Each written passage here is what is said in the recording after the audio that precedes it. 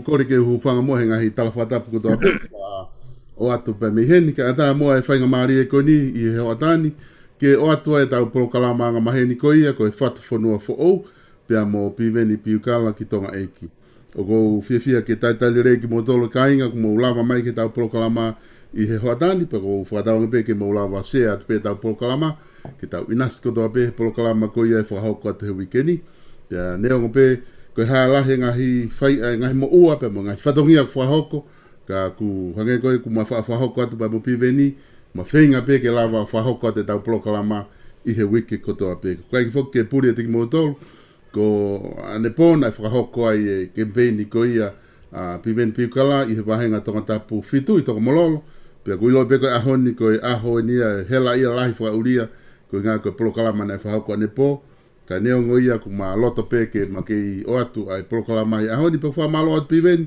lava ke mau taimi ke whahoko tau Polokalama whewheha ke atongana he pongpongini i he hoatani he osi ko ia e fu Polokalama campaign ane po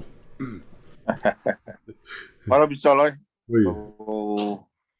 kore peke hufanga te whatapu pa malo mau taimi ke whai tau Polokalama pe wha malo te peke ka sponsor kono toto atu Polokalama Wana moni solo ku oku atamai ke te au ai mahu inga ai ki Polokalama ko ni neongo nei ki kamata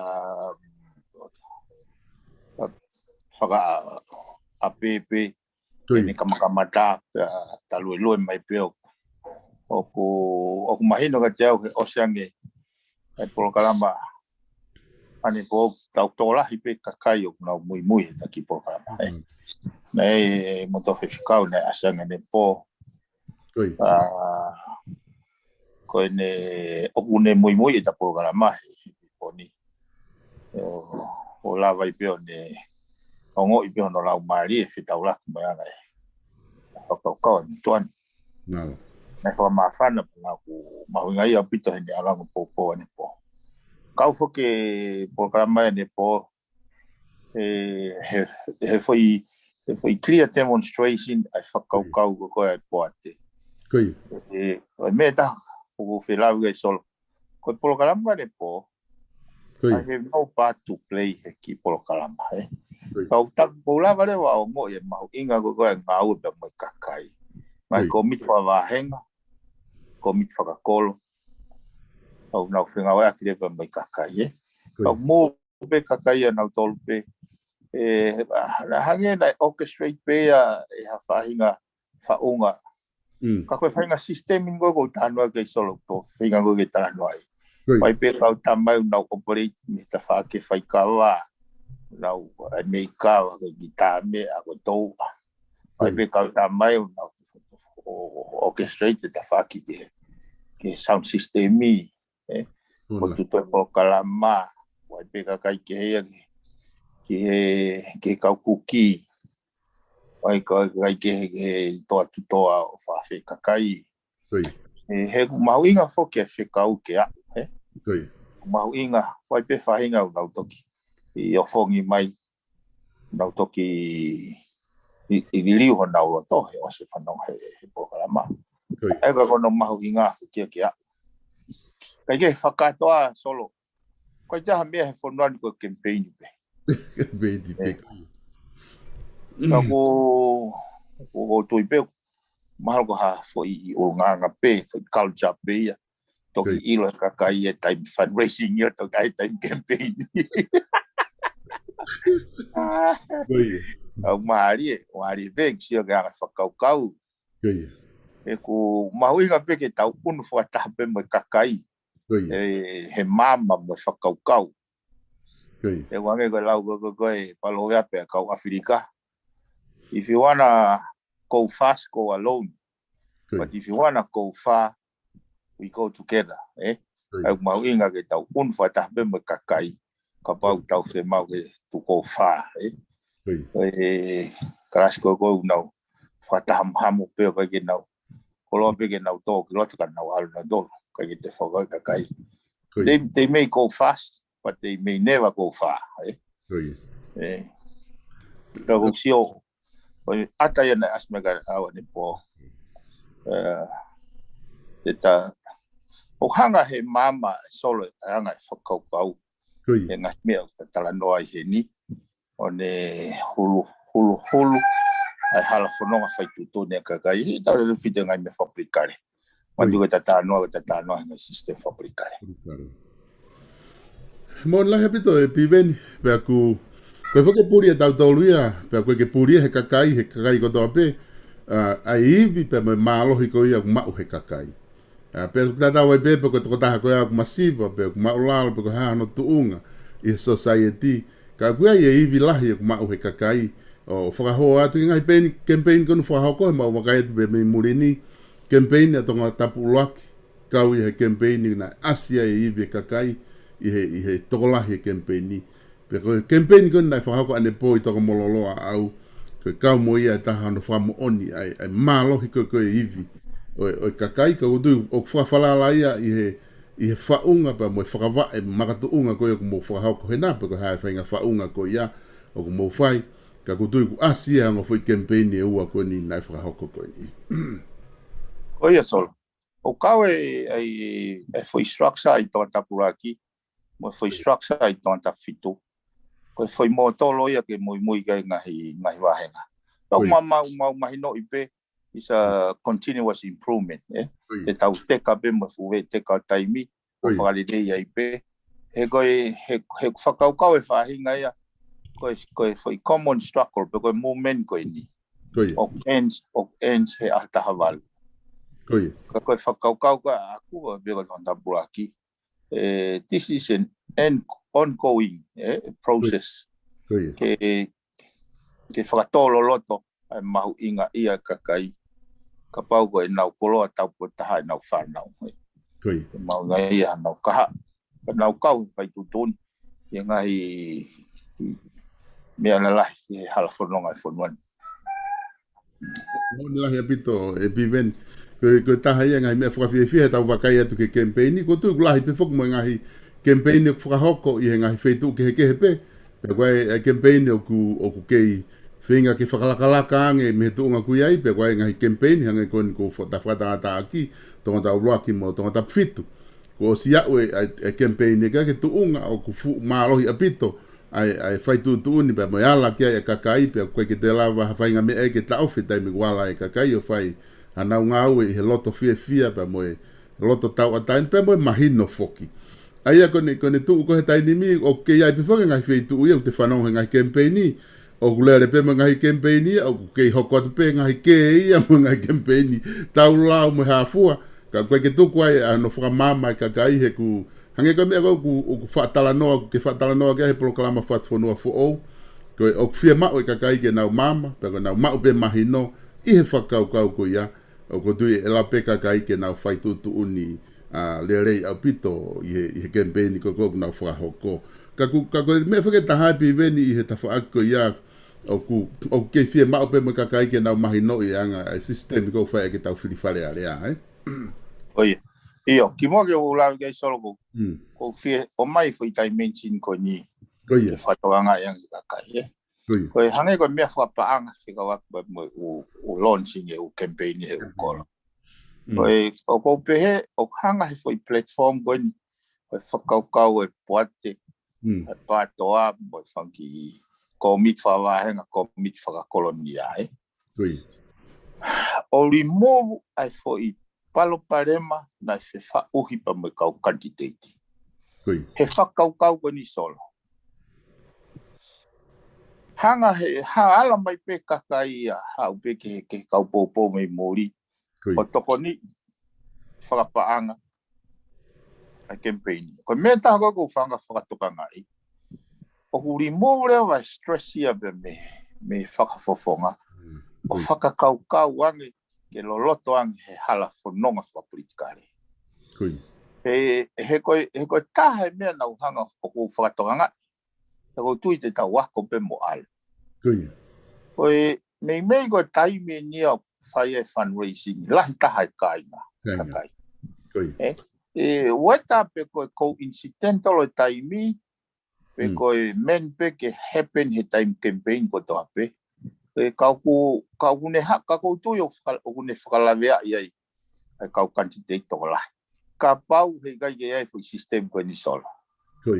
He iku rewa o whakawhala o mou puputu rewa whakafofonga o no whainga ke whakawheau. He koe he hange campaignia ha tem if you do, tem if you don't. Ka pahe kai te ke whoaki ke taimu o mai e fundraising. E tala ea koe tangata ni mama o koe tangata tae ofa koe.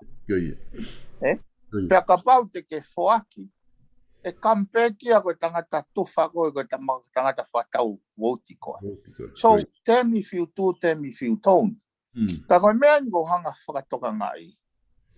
Ko nofo whiwhiri koe hae uhinga hua i pe kau whakafofonga ki whare area pakai ke nau toi tokanga mai ke kakai. Ai o hanga rewa he for transaction koe on hanga behe kakai o kakai kau kandidati. O remove ai foi whakaitani te kovinani te kulalanga i he pepa paloti. Ka mea na lava a krisia o tau. Sai, kaki he foi sistemi koe. Mei koe whakapanga ka toia. Hau o wau solo ke kakai koe peke ke aha aku maheni pe ko hako. Famili whakatoto. Kau hange ko kulavi koe ane po. Koe te riaki e te koloa e te ngoe anga o to famili. O kui kai koe riaki ka e liunga te au o koloa mo ho famili. I he whakaukau koe a he kulau koe aku. O neongo asi o kou mo ange ai whemao e kakai he whemao ho famili. Ka huriunga te au ai ho whangatokoua. He koe mahino ina aku koe he ocean koe mea. Tu upe kakai na ke mau mahino teke poupou. Na ke mau family na wange na toha family. Ai ko famoni au ki foi palo mesi koe ai. Ai kala noa koe i he fetu kwa ki koe kau ako me mosiso. Ke ko unga whalavi kai mahu inga ke unu ai society. One society te whamao po opo ki ha whahinga whao anga koloa o tolonga mo tūloa. Ke iku wa monuia kau hikai ke whakamamafa pe nau whiri he foi transaction i mamani pe. O mau pe nau tolu pe ose nau whiri pa alo kantiteti koe ne whai tutu uni koe anau o kulave ai o kawai mo ne whanau mo ne pepe wa manaki mo ne vai vai. He koe hiki pe mo e mamafa e koloa o maha tuunga e whai tutu hala o koe whare area. Ka ko hai neongo ko o sikai fiu ia pe ne maa ne pua moa pa ni tange vai O lato ene fie mau a ana tamagone alo vou. Ka ko taimi ko e ku mai ka ba wa ga ke kai pe ko te tonge uhila ke tua ke vai mafana ke kau pe o mano o mano ya ga ko me ke mahino ke kai ka je lava ta hai tufa hani mangiau miliona. Ka ko ni mangiau miliona e na tu hau te na wala mono ai ka vai fa poto na fili.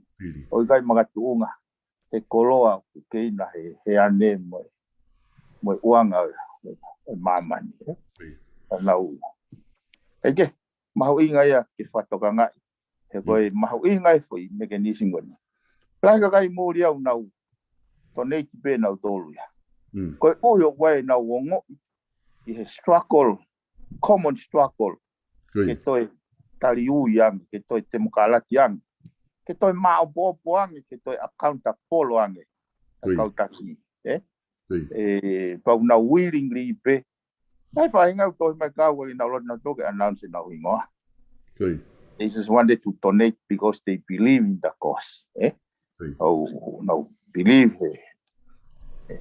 president boy matia ke fai o pas me bana ko ya pas ke committee pas ke ka fundraising ni ene pe leva ko lau pe au ya ko loko mo o ya foi engine of participate kakai me all walks of life sai oi me agora na ke lave mai que aí o loto que tá foki que campaign e solo que tá hokwa e tá lá no system campaign system pili ka mo palparema ka pa que fa poto poto fili kakai sai ko ki fe lawa te ki foi interview ko ni solo se pa to foki mai veti e me agora ko interview ko interview en Island Magazine ta hiwa noa an interview e pesi fonua a kilis po hiwa ko feu i na pehen. What is your interpretations of the term democracy? Do you believe in full democracy? Ai ko fare ko feu ko ha o faka uhinga ai foi rea ko temokalati peu ke tui ke temokalati ka kato tari na ke disina pehen.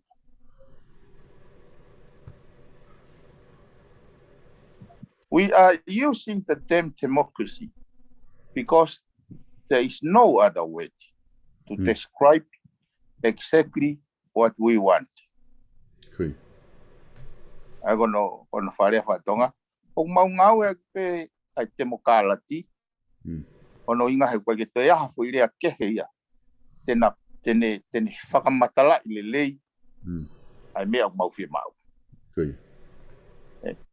sai ko winga foke ko wahi whakaukau ko ni solo ke ta sio lo loto mandui e patanoa ke tau ko ni sutone ta hai mea na loto ke sio lo loto ke whakaukau alo lau mai ai u artikolo me kau misnare ke ilo lo loto an ke whakaukau pahai ia tupo uaki ene ngahi move ono reform e fono ko winga e foki o lau e u interview ma krisi ke ulava ilo mo oni ai kakano mea na i hono loto sai. The concept of democracy has carried away people. Whakakaukau e temokalati o hange une whakavavanga ai atamai e kakai. Carried away imagination. Hange u hoha ai whakaukau e kakai. But the essence of what we are striving for is accountability. Ka koe kakano, koe elito, koe mea mau whainga ki ai, koe accountability, koe kariui, koe account. O kai ke usa ia fo irea koe kariui sora. Accountability man tu yo hong ere tau tu. Ko tariui na tau ngau kia he. E roll call. Ko wat ke kalasio bat solo ko win. Piveni ko win. Ene pehe ko ke peta represent he tariui ai fo ire go accountability. Eh? Ke ko nga pe ai ke nga he gula he kakaia mo whakatonure ai ki accountability o mislead he ne nofo behe foi whakau whatonga tariui ka koe accountability ia o whaatara noa koe ki ai ko alu ki whare koloa ke alu whakatau ko pau ke hao moi koloa pake o mai mono vete you are accounted ko te kapau ka tau koloa kita te hanga o mai re ko te koloa ko ave moi lahi a sirini tāna ki that's accountability sai ka hoka tarika kirisi and whatever you label it there must be accountability ai ko uhinga ko uia ko te mukala te ko ha the essence of what they are striving for is accountability. Okay. If there will be accountability, then there must be checks and balance. I don't care too much about democracy.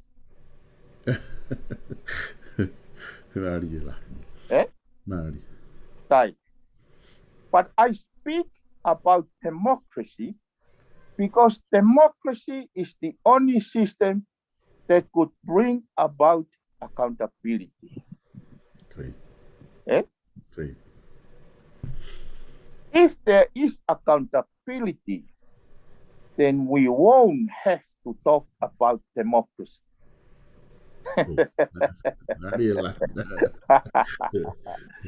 But we are using the word democracy because there is no other then.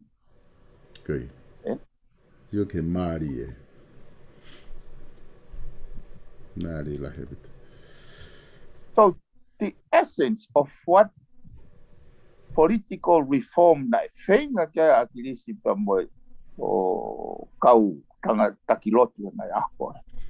Koe foi essence, koe foi mea mahinga pe koe accountability. The reason why they talk about democracy because there is no other system that can bring about democracy. I mean, no other system that could bring about accountability. And if there is accountability, then we won't have to talk about democracy. So no. Koe anga e ku whakakau ga aku. Ka pau e taripe he whaunga o e pure anga o e whonuani. Ke tariui ai minista ko toa pe ki he panga o kune whakamoreki. Tutuni o kune whai. Ke ose langa o e hala pe ha o talamai na e whiunga hala mo e 7 miliona. Ko toi ngai patseti na o mai ki utanwala ki ko 3 miliona. Ko ne lava pe foi mea koe solo. We do not have to talk about democracy. Maria ya bito. Hola, Maria bito ai whakaukau. Maria sai. Kau hanga whakapoki. Me ai nai ko te miga atirisi. And the reason why we came this far, koe whenga pe ai kau cronies i he atakai. Ke nau hanga whakatuai. Mo whakawhainga tā ia.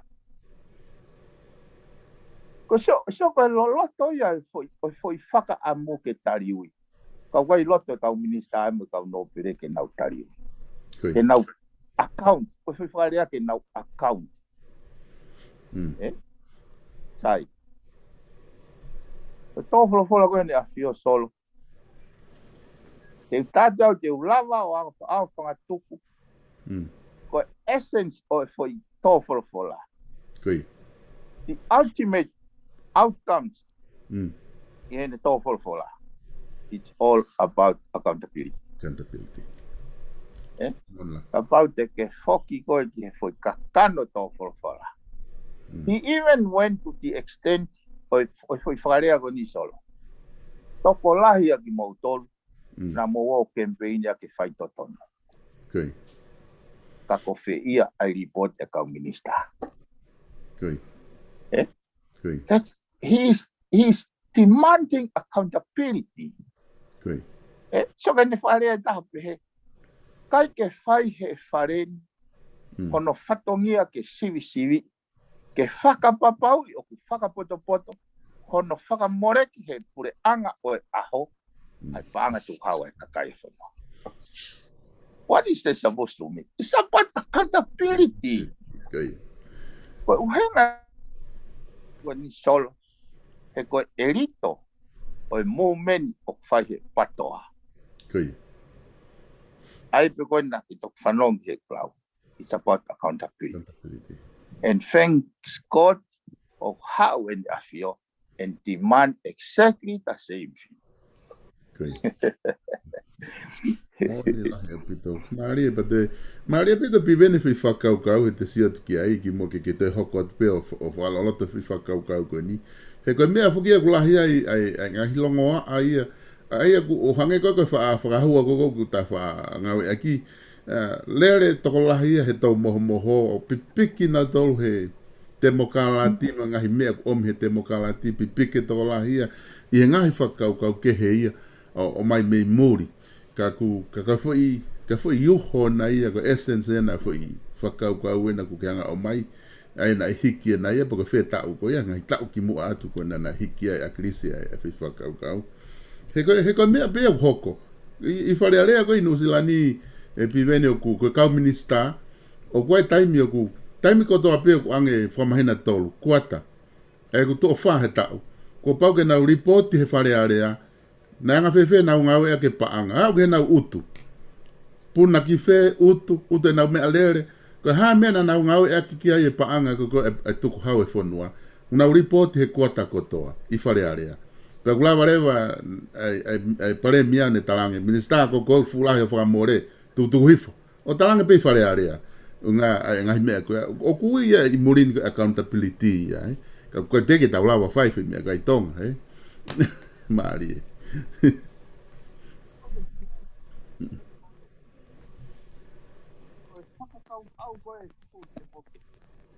Piente ki we yang te foni ke moi mai o ki mate. Koi. Io. Because never fame out. That's the only thing that is needed. Accountability. He koe whakakaukau ia koe full democracy e whamatala a kirisi. Kai koe hinga pe hono ngau a ki he koe tembea tene lawa o mai system of accountability. Ka koe whakaukau ka aku. Ka pau e loto ai pure anga o aho. They now put in place a systematic mechanism of accountability. Kai ke tau te talanoa te mokala tau tolu. Tau tanoa pe tau tolu he langa whanua mo taliui pi accounted. That's all. Ka koe uhinga foki o tau alu te mokala ti. Koe uhinga koe kai ke lava he system lolo tonga o whaka atai for component pe koe for system of accountability. He koe sioka he tau wholofola ini awhio. Mea koe tau behi ti mans. Koe hame o kai ke lava yo whakamapopo. Whakapapau I mea koe. Koe ngai business ai, ngai kautaha business ai pure anga. O mai whamatala o kai ke o mai koloaka o mai vete. In that line, it's all about accountability. Sai. Isi o koe ne solo ko.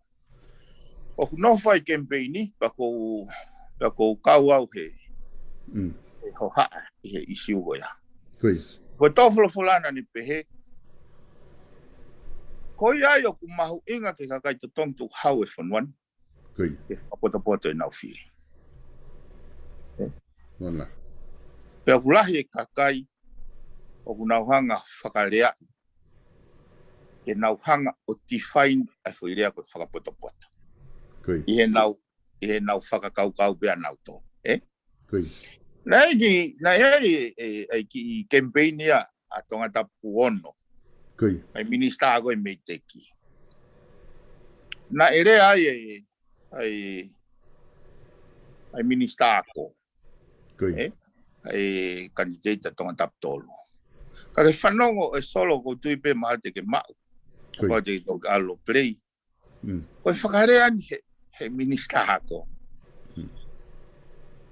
O kai whake ai lau. Nei kai ke hanga o ai koe tōwholo whola. Ke whakapoto-poto ho mou whiri. Sai, koe hanga yo. Kai ke hanga o whakalawe ke tui ke koe tōwholo whola mai ni awhio. Ke whakapoto-poto mou whiri. Ka ne hanga yo pehe, wai whake lau ke whakapoto-poto mou whiri. Ko iai tonga tapu ono, ke whakapoto-poto ho mou whiri he whakapoponga whika uraki, wastei. Tolo.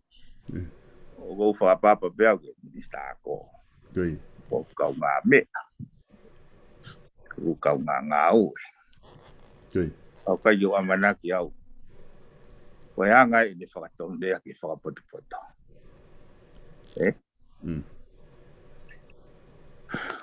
Kai tupu ke utala noa, ke kongkonga lalahi e nima, o i sisteme o tau whiwharearea, o ku uhingai e ku pehe he ikai ke lava ke whakapoto-poto e whire kakai, kai orewa ko nau mahino ka nau tore tō nou wei.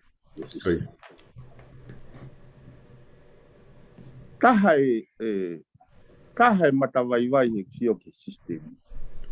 Pēta kou pehe he kai lava ke whakapoto-poto ai whire kakai.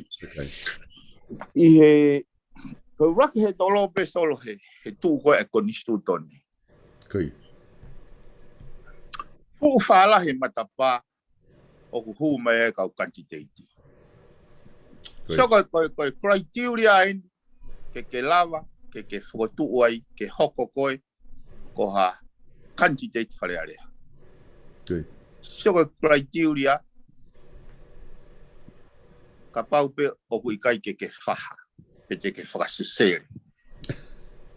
Ko ngofua ko ia, ke hoko ko kandidate wharearea. E solo. Koe anga, fu whaalahi matapā, ke whakapoto-poto whire kakai, ka pau tau o te klasta haa au ke PhD. O ngā pe au ia whaka range pehe. Ke whakapoto-poto whiri kakai, ke hanga he konistu toneo filter system koe, oi fotu kandidati, ke whasi iang e matapā. So ke whaalahi koe matapā, na tau ilo katoa pe, hau ho toko wako lavu-lavu, moe ngai, hau me Amerika mono, moe kalafulu ene reko oti. O hau pe au, o huhangaton pe ya hu o wharearea. Whakaata sistemia ke kantiteiti. So ke tū koe a nopere nuku. Nai mo ua ea koe tolu miliona. Whakaata sistemia ke hu o kantiteiti e kau nopere. Koe whehe wisolo, e malawa whehe ke whakapoto-poto. So koe rak whaisi te pū pea o hanga he sistemi, o take kakai ke whakatawere koe mpoulau. Ke kai ke whakapoto-poto e nao. Ka pau nei o si hanga sistemi o filter. Koe owa peho mo ua i he tahamano he whamauanga o kui kai ke toi qualify koe. Ta tau ke no pere ta tau ke kakai. So ke tokone sistemi kene filter ai kau candidate kovi. I he nau tangutu he sea whaitutuni. Ka pau pehe.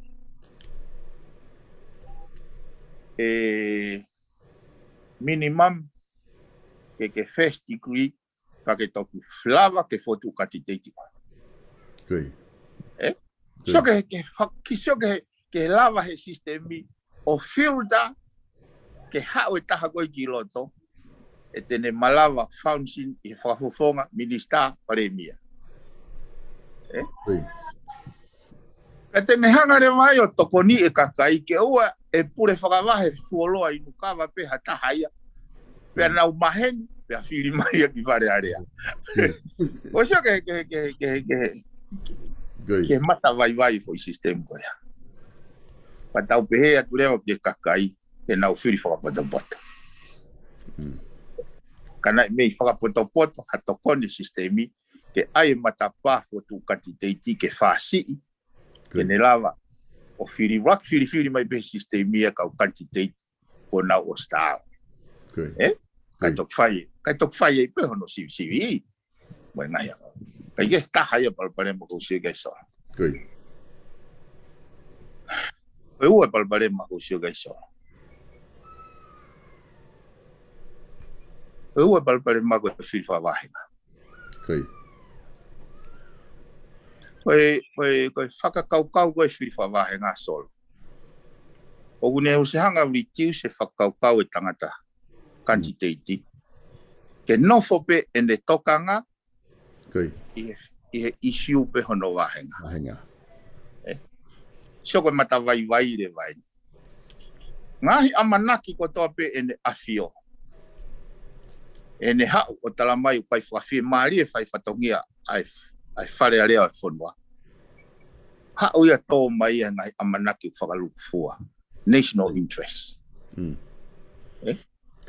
Pero ni ungahi amanaki ko ya ulavea pe me he vahe uraki ke vahe tafito. Pe alavea pe me vai ke pe ke whaere. He koe tō lalo ai value e tau exchange rate. O malawa ke hiki ai koloa ia. He koe majority e koloa tau import mai koe koloa me muri. Pea ko pau ke more ia he whawhetau paanga. Pe mamawhare vai he ono.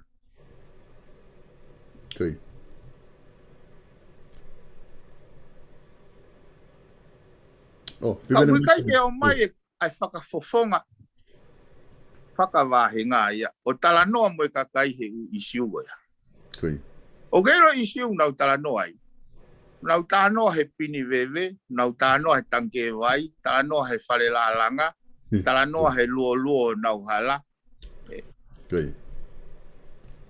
E solo, mea pango pe ke oi kurea ke mea koe ni he hao. Kau mo e whare mālo ia. Hono tala noai. He whare area o e whonuani. Ai mea koe peti issue ia ke tala noa ia i he pureanga whawahenga. E sio ke whatu tāmaki ai whakaukau e solo. O tawau ki ha levolo ki au ko tunga whakaofa ia o tunga whakamahi. Ko ilonga ia koe ai puria ai maalunga si o kita. Maalunga campaign whakautui. Ia puria ai mama whakaotua. Ko kau ai pusi e pare malolo ia. E ase ita ngau e pare mia ko hea ta noa solo he koe hufi o ha mea ko ha ilo fo o innovative idea te ko ha no hufi o ha whainga langa ko hea complexity knowledge to normal thinking ilo fo o hange koe ni koe kono langa koe sensor spele. Maka mahoku patania complex na. O wa in pare la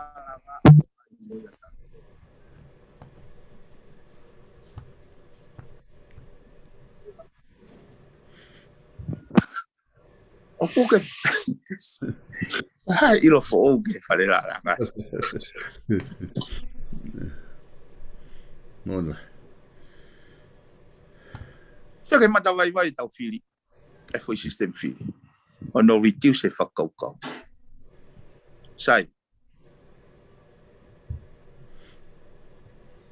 Koe tolu e palparema. Koe whiri tau ataina. Kai. Koe whakau whaki. Ai foi reform fabricare. E tau wholofola ke tupo ni ma. Ke o mai ai mawhai whakalere whanua ki he pepa pāloti ai kakai. I he whakau e lava he toko tahwhitu o whotua e pureanga. Ka tau whiri tau ataina pe.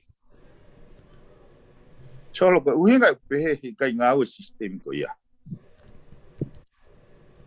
Koe toko tahwhitu koe kau whawhawhonga e kakai. Ka pau te tau whiri tau ataina pe. Koe fu kau tau ataina ia he wāhenga e tahwhitu. Kehe e nau whiema. Kehe e nau visone. Kehe e nau asenita. Pea i he ene pehe.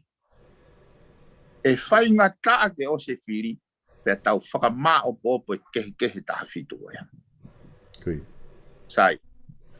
Koe taimensi ne taha ke tau hanga whatokanga. Koe toko tahwhitu koe ni. O te gai ke nau maheni nau tō. Malu maheni ata toko koe toko tolu. Maheni ata toko whahe, toko te tolu he. Ka o te kiai ke lava he toko tahwhitu koe ni. O whe aonga aki. Ke nau whe whaka apa aki. Ke nau lava whai taha. I ha taha ke ne taki ki nau tō. So le whatu tāmaki. Koe uhinga ia o hoko ai mea koe ni koe heke.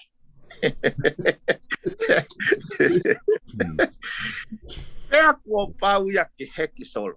Ta tau ai pe koe tau hufa foi tui pe. Pau pe ke whai heke. Ta tau ai pe. Ta tau ai pe pe koe hae. Lotu ku whai koe hae. He i kai pe. He koe natula whakatangata ia solo. Kohono uhinga solo. Koe toko hiwa koe ai kau no pere. Uluaki o nau whemari aki pe nau tolu. Nau whefua ka venga aki. Bau nau nofo he fo i class. Taha.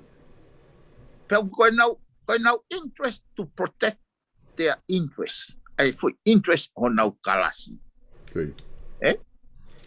He i kai pe ke teitei koe class struggle inia ke teitei lava e nau tolu ia ke tukuangi e nau interest. Pe au kui ai ho nau estate osi malu pe na tō pau kai koha kau whi ai nia ki nau tolu. Koe uhinga a kuia ke sistemi he kai ke whelava functioni. Foi toko hiwa ko pau ke na koe nau me tō whai koe whakaongo peka reo ke tō tawhitu. Toko ai whahinga e koe nau whema upe nau tō koe nau whema upe nau tō ria ke nau maue ma whai pūre ke whanua au nau heki. Whai ngofua e ma pelu e toko ni mai au alu mo tō hiwa. Nau lau na tō whotu e preanga. Oke sio ke mea koe hange koe kau no pere. Koe nau hoana tō ke nau minister. Nau la pena tō ria kehe peke nau pure e fohe uri. E nau tikte ite anga e. Ai hene pehere wa solo. Koe foi whakakau pe whiri whakawahenga. Foi whakakau pe whiri whakafoi tuitui. Os propa me tiki peia. Ta tau ai peia pe koe hae whakapoto e whiri kakai. He whiri whakafoi tuitui. Kua pau pe. Ke heke tō ni mai. He ku os whai ngofuang. Tetis, ake koe lau gatea. Pauange ia he hopu ai la a. He hopu ai la a me hake. Mon la. Mon. Sai, koe whae palpare ma sol. Whae palpare ma. Ka pau pena e hanga he tunga whare. Koe kau no pere tō hiwa. O whakamā opo ai whanua ke whakamaka tuunga hono pure e whanua he pure lere ngai principle e good governance. Ka pau pena nau whai na tō whakamā opo ko ia. Kai tau te hoha tau tō ke ai pāti ai kurup. Whiri whakoi tui veda tō. He malu be whanua ia. ono whakapalanisi. He kau no perege he purege. Kau ata whakau koe ni. Nai ho hae ne awhio. I whalere pureanga. O hake ngai tai whie maari he ngai tanu ala. Pa pehe koe fu. Pehe ki a lavu lavu. Pena i whakahu rewa he kau whawhonga kai ai vote of no confidence. Nā tau whanong ka atoa pe i whare area solo. Koe malangai ne paremia malolo me he sea kau no pere. Mga tō ngai ni he fo i kontureki. Nai whiunga mo i ua 5 miliona. Nai tari he pureanga he kabineti. Ke wahe tolu he kautaha lalahi tolu e. Kautaha nuku. Kautaha saya mo i hau. Mo i kautaha laulau. Foi banga ua 5 miliona. Na e whehu ia i whare area ai kontureko ia. Pena e whehu ia whakaukau koe ni solo.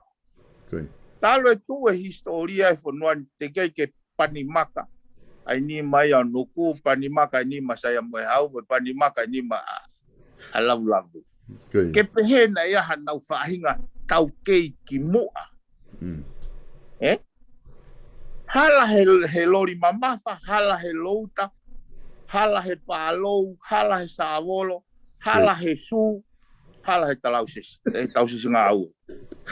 Safety puti. Safety puti. Ma safety bench. Hala katoa he umea ko ia. Hala ha sirini. Hala ha kau ngā au. Io siai ngai kau taha. Mau katoa he umea ko ia. Iai nau ngai fulori mamafa. Ai nau ngai fu excavator. Wai nau louta. Ai nau pālou. Wai nau sāwolo. Ai nau sū. Wai nau tausis ngā au. Ai nau kau ngā au. Ai mai nau investment. Ai mai nau silini. Kai whakakau e pure anga ia o e aho. O ku tonu ange ke ai e kai kau taha tolu koe ni. Ke ave kai ua 5 miliona. Koe uhinga ia ai tō wholofola ni awhio. Hei kai whai he whare hono whakapapau i o ku whakamoreki whakapoto-poto i pāngai. Sai, o mai re vai a so o mai kau tamu ko ni o no he silini ko ia. Ke whakalanga aki. Ke whakamo ui aki hanau kau taha. Kai tō oange he pure anga ki nau tolu ai ngahi kontureki. Ke nau tanu e hala. Sia pako he rea ni nai ngau e aki. He pare mia mālolo me he whare kau no pere. Ko mo mai mo te ngai koa. Ke no he tuku hau ai kakai. Ko hai tene makata ki. Whanamo ke. Ka koe taimana nau whiri ei pe oange kontureki ka nau tolu. Hiki ni ma nau tolu e ave. Hikatoa. Hikatoa. Paka pōna e whemau ke hiki mai vai, mana hiki mai vai. Pesi solo. O kuke pehe koe whalau e whanuani ki whi. Ka pau koe a ngā e. Mona.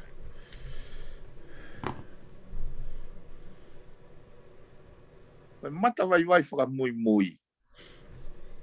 Ai koe kou pehe.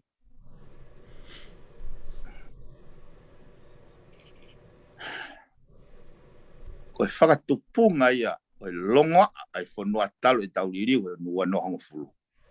Longoa kai koe longoa. Koe ngai e whai sistemi. O noisi. He wikai ke function lelei hono ngai. He hange ku ulu ua e whanua. Hono ave a ene awhio o whakamamao me kakai o tuku hange hatuku i ha konga ao. Patok o atu rewa ene kau loa lodge mo ene kau privy councillors o hao hono tawhaki. Way beyond.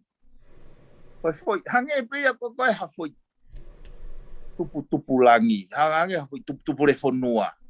Kai ke ahano, kai ke aha me eke ground ak nau tolu. Ui ngā kai ke aha me eke nau. O vare pia ko nau. Koe uhinga whoke tala noa solo he asi mai re vai hange ulua e whanuani. Kau whoki ke he whakaukau koe ne privy council.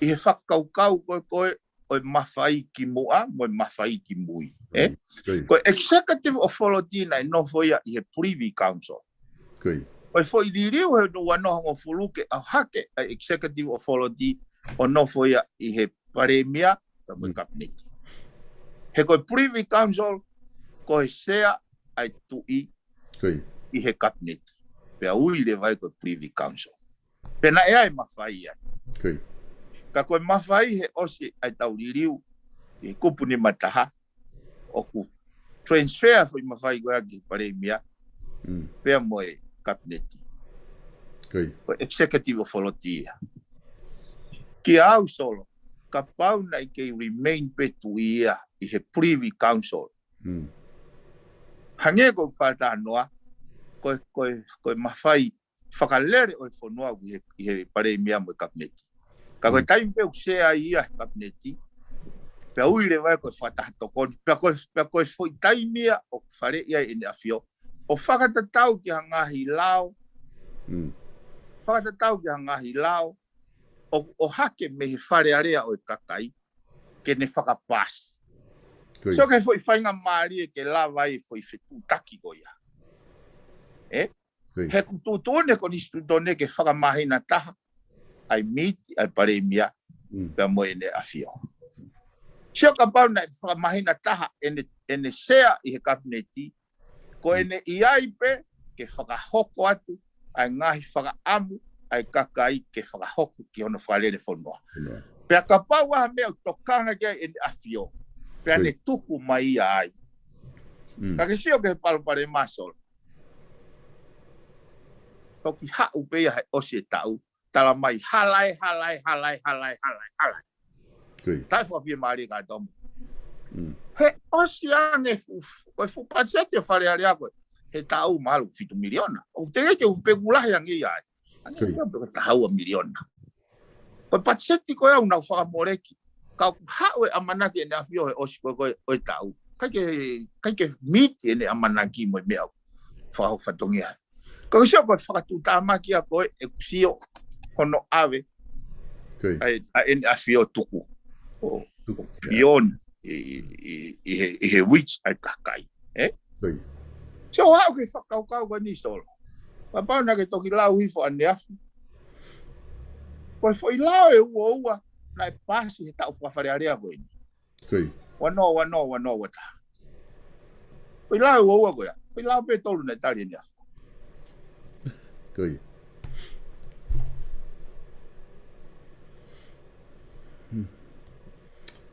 Mone pito PIVENI ko ngahi I whakau koni ko ke o mai koni ki he paloparema koni ko e tau system whiri o ku hange koni ko ka mata mai me ulo aki fu whaalahi ko matapa o ko tui o tike kia ha ngahi whakaanga mea I me ta whaake taha ke nau pehe ko whai whakau ia o ke sai he ko tui o ilo I pe taha kotoa ia he ko hek fehu ia ya o me fehu ia me murini he kau loea fehu ia te naresoni mo kau loea ko me murini ko ha uhinga o ke whaka atai ke alat pe hata haia o whiwhare area ka ku wahano rekoti whaihia pe ngai popula pe ngai rekoti pe hek totonu ke na u whamama o na tol pe wahano mo ua o te gai totong ka kotu maha ko whaiparapare ko ia o silapa pe ke talanoa ke kakai ka o te gai pe ke whai hata haia hanga au e ki ai. Koe me palaparema koe whiri whakawahenga. Koe palaparema mo o nia hoko I he whiri whakawahenga. Koe whehui whakenia ku lawa koke o mai me whaha e taha. Koe hae whia mau viviri koe a kakai. O mo oni whiwhuku ta whatala noa he national interest. Ai ko tō wholofola e tu I he whare area. Ka tala noa mai kakai ki whia mau viviri koe na unga he wahenga. Ai koe nai peku pe ka paurewa te tau alu tato ke whakatoko lahi, tau talanoa he national interest. Ko hai lewa e talanoa he whia mau viviri ko e kakai, I he ngahi whitu. Io, te ke tau ke talanoa ki solution. Iko, ta talanoa ben tau was identify. That's all I needed. Identify ke palparema. Tuange solution he ia. Toki whai ia. Koi. Tuange solution he koe mea ko step hoko te tau talanoa ai. He ko ke tate me ko ni solo. Pesete valu no solution o asivitia he mahino palparema. That's all. Ki pesete wa no to ko ki foi ka pau ke wa mahino ore va te na ke me la to solution ta no mai ke mama. Ke mama ko i ko. No ke mama ke tau tui o palparema. Ka pau na pe ko ke palparema tamai ko ha ungo ke palparema. Palparema. He ko kuhinga foi o la ko fili fa va henga o ne hanga o cultivate atakai o siokita. Ai ko as mai pureanga ko ni te utanu pe ai hala hoku va henga. Ko ke lava langa fonua e mo merino tolonga me ko siokita. U me go ya fa nau fa autua fa na tula ia.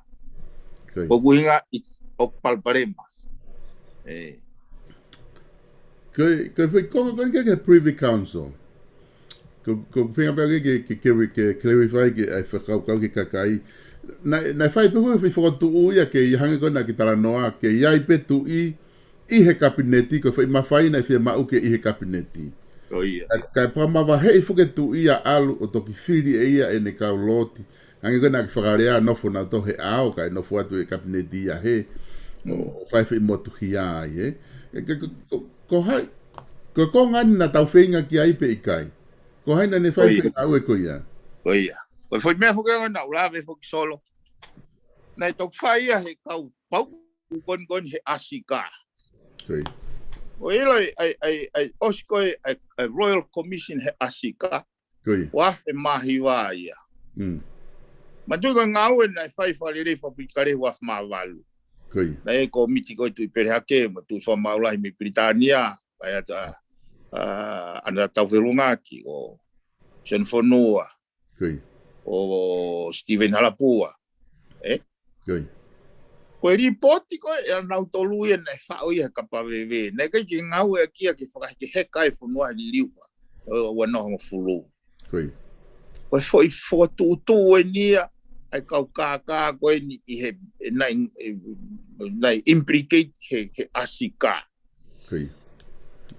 o tupunga e foi na kulave foi solo he ko konga ngo he ngai fa tonton na fo tu mai me kom ni weli ke fakalere ia ke konistutone he ko konistutone pala ku tapen ai i ngai fonua kom ni weli he o se foi li wa no fu ka ko uhinga he na ke fai ke diriu na fai ko he komiti ko foi diriu ni ka pau ko ni o hange ko lave ko fa matala Polokalama timu na tata no ai ko koponi manoa ne tu ni ai Privy Council he discretion en afio ki he fatongia ko fare i en afio ko ki tana ke pe ko ki tana ke ko hopo o ha kere o ka ma utofia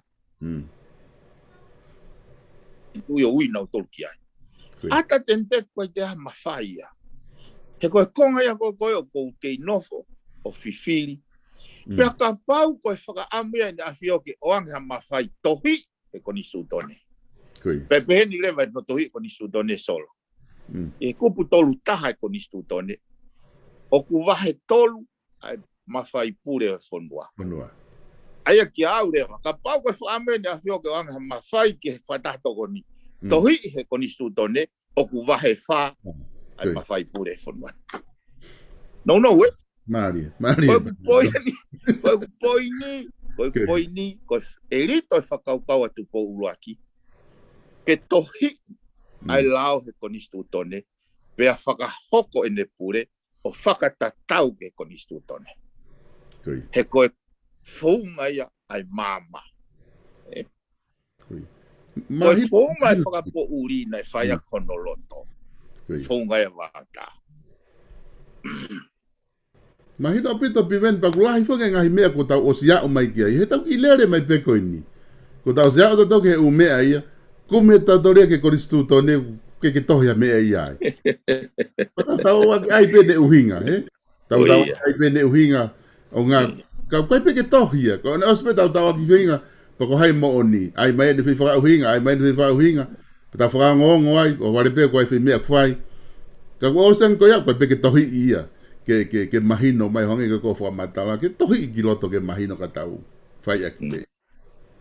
Ai kone os foi tohi koe ia, o ke mama a pe ia, koe pe ke ha mea ai, koe ke tohi mawhai. Tohi mawhai.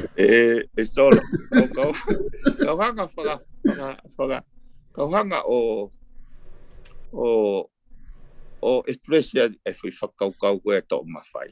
Ke tau sio he mea koe he sistemi. Koe ripoti na ulawe ke ane nai, fo i lao e ua, tari pehene a whio fo i lao e tolu. Sai. Koe tuku aki nai whai ki he lao e ono, ka moe pāti, moe patoa. O ku whau he patoa, mo akirisi, ai lao whakapuripuri, ke ne to'o e mawhai e tui.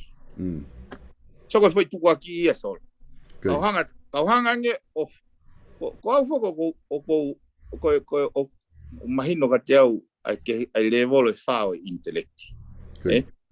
So koe raki levolo pēm tau ai koe ne ngau ea ki he maunion whakawhāresi. Ka moeanga e ngutu lau whakatonga. Koe kuhinga e whata noa solo.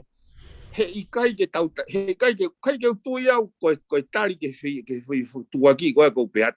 O kuloi, o kui kai, koe tau mawhai ai lau maria. Ka te oatu e ngahi practical, makatunga example, ai uhinga, o ku toton ke oua pipiki ai whai tuaki loi go ia. Hange koe ni koe whakaukau so. Koe whakaukau koe lao whakapuripuri. Solo. Tala mai ange kau, pe e anga whewheha no tisi kasi i halau i whare area, kai whakapuripuri. Koe lao ko tō peu pau ke pasi whare area. Tuku kea ka pau wahafo i lao iau, takai hake ia i mui whare area, hua kea kini. Koe kuhinga pe wanga whewhe whakaukau kau atamai le rei koe. Kau toke tā, kau loe, a koe kau matai toki. O ku nau kau mo ki nau tolu. Hono tuku aki a akirisi pe moe patoa. Koe lao whakapuripuri o ku nau whau. Tala mai ange he sistemi ngau e whare area whonuani. Pe e malawa whewhe ke puna ea pe.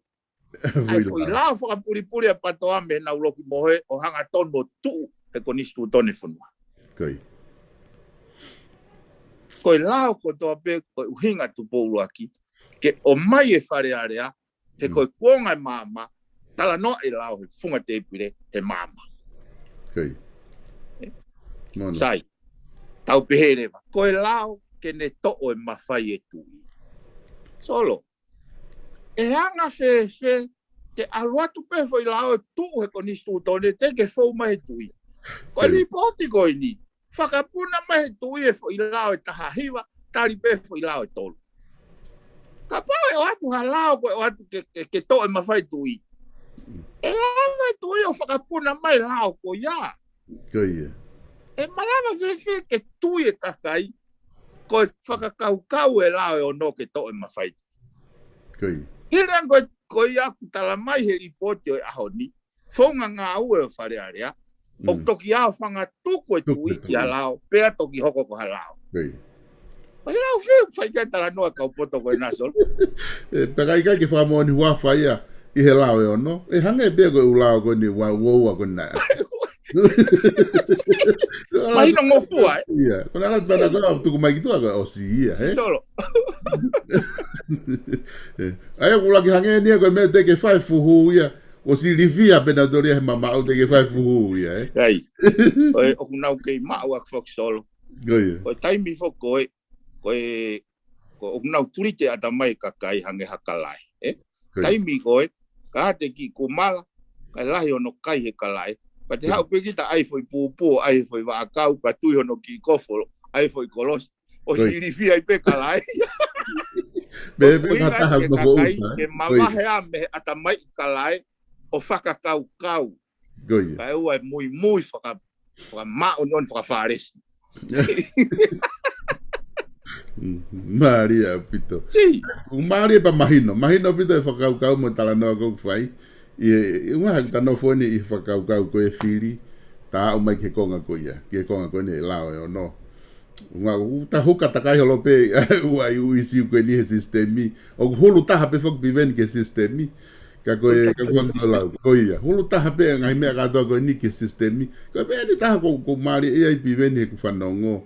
Koe aluen ke ko tau kene aluen ki tau uane ta Polokalama e ta lere e Polokalama ta no fo pe sistemi kata tala no kata tawa bepe ko kata tala no ha foi a pere to me fu a pere ta huka po ha mena to a pere me sistemi o ta tala no de time ni ke fu mori ngangana o huka pe ke ta sistemi ka ko fa no mo campaign o ta no sistem ka to pe ka quantity ku ke de la po fe quantity me sistemi ka to o sai o kwa no sai Yo, kwa kumawinga mo solo ke uhinga I me go na ta no ka o copy paste o copy paste mau ke na mai mo ki kala ku kolo I pego be asi o copy paste mahalo kung piveni mahino pito ko ke fama opo mai peheta ka venga ko ni ko hai me ku ke ta o ke loto ke whakaloloto ai pete ke te fama opo ke te ta no ke mo ke ose ta Polokalama. Oye sol. O loto pe au ya ke tangata he foi me. Ko tala no I ko sistem tene hanga solo vai mata vai ko ni. Under the current constitution, current law. Ka taulawa o he mga whao e whiri a tawalu. E tala no e hui ka hau sol. He kono mo ni he kai lava ke whakapoto whiri e kakai. Lolo tonga koe ako mata vai ko ni nima koe ni. E tatau ai pepe koe hae hu unga whiri e kakai. E kei hoko pe mata vai ako. He hau e ni a whio anlaia. A manaki mai te ne utu ha foi ufi. He ose tau. Tau no fot a whare are e koe na umena tau whai ko tō manioki. Pea e tatau ai peia ka pau he kai ke tau e trese sistemi. E kei tō ke pe a manaki e ne hawhio me he tokonaki o ku whai me whare are a. Foi me e koe whakanatula kai ke pure ke ai. Hei kai ke tō koe manioke pea ke kosio o kosi o liriu e skylight kosi ke o ufi. Pete ke liriu e whainga puke misin whanawao pea liriu e manioke o ufi. Tatau ai pepo kai haha o whainga whoko tūtu ka koe manioke uke tō ke utu pe koe manioke. Tau tio ku ngai lolo ai ka hoko atu he solusini. Ai ko o promote au pa campaign ai e tau whiri koe. Mai o pito e piveni, pe ku whamalo lahi te lava e ta Polokalama FATUFONUA FO'o I he ahoni. Ko tui pe koe wikahau te ta hoko atu ai koe kāinga koe ke nau whatatari he ngahi Polokalama koe whahoko. Ko tui ku koe mea bene ku lahi koe taipu koe whae whetolo ake koe Polokalama ke fit in whoke ho matu ko whamanat whoke kāinga ku taimeni ku lere campaign ni. Na tahanga tau he Polokalama ka campaign ni ka kāia ka ta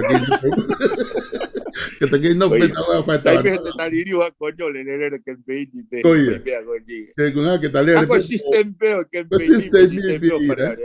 Koia, kaku sai pe whamalo atu he lava ta Polokalama he ahoni kata toki wakahe wika hau mo whamalo ai pe ke tau kau sponsor ko ni kunau sponsor Polokalama.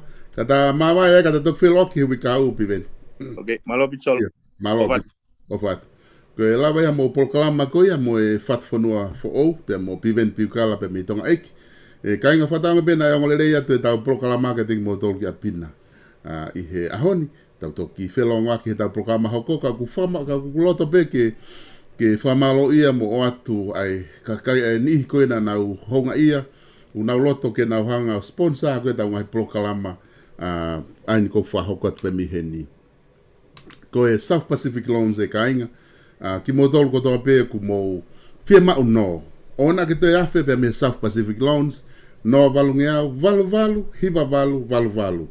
Ihe South Pacific Loans, ke nau tokoni atu ke te koe, ke fie mau hao no, fie mau hao whahinga, Fia maupaanga pe te ke lava o talanoa kia select to bow. Ihe noa valungi au, valu, hiva valu. Keke ngata ai koe kau taha vala koe ni ko fotu i tonga eki. Ko nau tuku pāke nau sponsor ngahi Polokalama koe ia e FATUFONUA fo o atu. Te ke lava pe haotokoni ka pau ke manako i whanonga ngahi Polokalama koe ni. Pake manatu iange kau taha vala koe ni. Oku tuu i he hala, pe taulaki anga koe hala sālo te. Pea moe hala whatawhehi i loto nuku alofa. Hanga atu pe ke tau moe pe au. Koe wharekoloa wala koe ni, ai page facing store. Ai oku tuu koe ai. Te lava telefoni ke tingi nau tolu he nau ngahi wala. Oku mau atu ai ngahi wala aloha kihe hula. Peka ngahi wala pe koe ni mua tolo kua ngā. Te lava pe o mau atu ai ngahi wala kotoa koe ia. I he page facing i loto nuku alofa. Telefoni ena koe walu fitu noa. Ono nima walu wha. Walu fitu noa. Ono nima walu wha. Peka fitu tolu. Ua wha fitu. I he page facing store. I loto nuku alofa. Ka ki ngata i wha maro foki. Ka taha koe na ka pau ke fia mau ke taha o whalani. Whalani family, whalani reunioni. Whalani ki hawhainga whala pe. Hawhainga design. Hawhainga taha o whala i he whalani. Alisa NLB Printing. Ko whia telefoni ko no wha. Hua no hiva. Fitu wha nima. Wha taha. I he Alisa NLB Printing. Ko Faustina Construction I loto Solex City.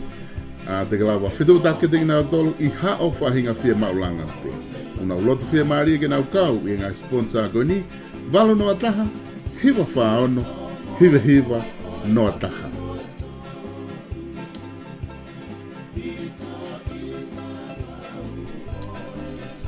Ko taha pena ngahi wala ko ia ai page fashion. Ue isi ni ma oe piu o ta whai. Koe lai pelo ia oe o tutona. Kako e na ahu ka whai pau. Moho sisi le funani korito. Ia mei ono e koe fuai ia o fuima Ine o hifo e i tumu a osa Tuki lamu ona tui kiva Belo te kema Fona kune taperea Eko o kona kula to Pela topalasi Ine o hifo Peki tumu a osa Tuki lamu Ona tui kiva Elo te kema Fona kune taperea